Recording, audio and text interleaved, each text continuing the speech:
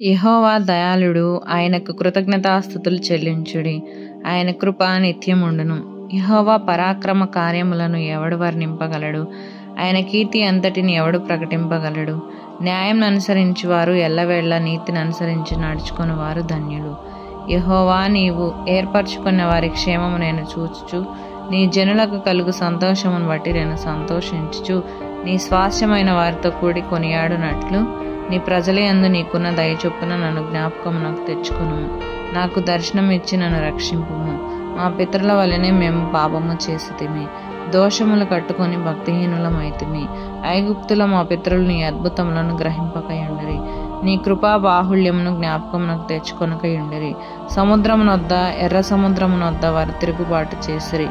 అయినను తన మహాపరాక్రమమును ప్రసిద్ధి చేయుటకై ఆయన తన నామమును బట్టి వారిని రక్షించెను.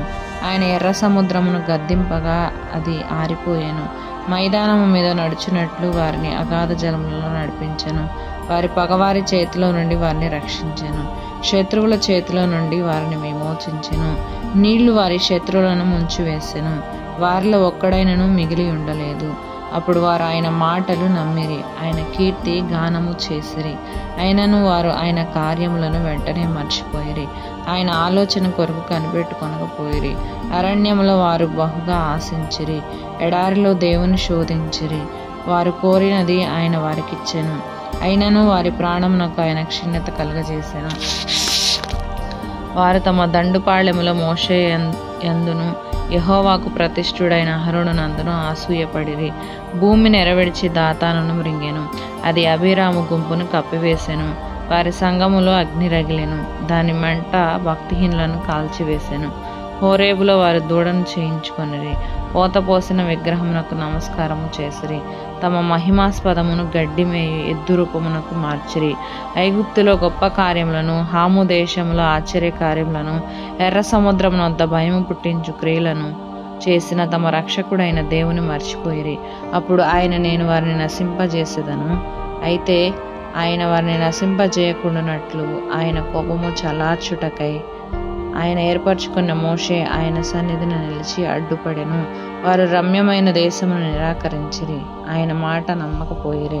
యెహోవా మాట ఆలకింపక వారు తమ గుడారములలో సణుగుకొనిరి. అప్పుడు అరణ్యములో వారిని కూలచేయుటకును, అన్యజనులలో వారి సంతానమును కూల్చుటకును, దేశములో వారిని చెదరగొట్టుటకును ఆయన వారి మీద చెయ్యి ఎత్తెను. మరియు వారు బయల్పేరును హత్తుకొని చచ్చిన వానికి అర్పించిన బలిమాంసమును భుజించిరి. వారు తమ క్రియల చేత ఆయనకు కోపం పుట్టించగా వారిలో తెగులు రేగెను.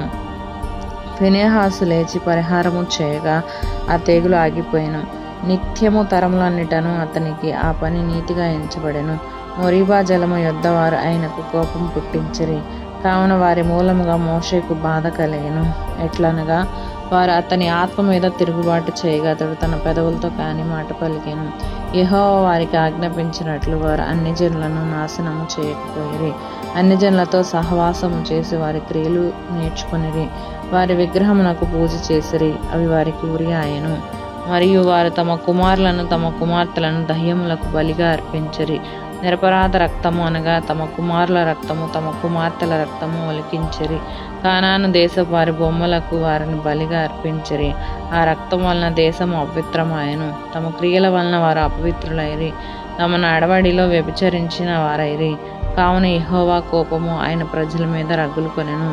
ఆయన తన స్వాస్థ్యమందు అసహ్యపడెను. ఆయన వారిని అన్యజనుల చేతికి అప్పగించెను. వారి పగవారు వారిని ఏలుచుండిరి, వారి శత్రువులు వారిని బాధపెట్టిరి. వారు శత్రువుల చేతి కింద అణపబడిరి. అనేక పర్యాయములు ఆయన వారిని విడిపించెను. అయినను వారు తమ ఆలోచన అనుసరించి తిరుగుబాటు చేయుచూ వచ్చిరి, తమ దోషము చేత హీనదశ నొందిరి.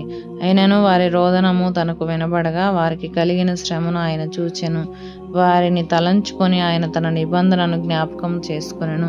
తన కృపా బాహుల్యమును బట్టి వారిని కరుణించెను.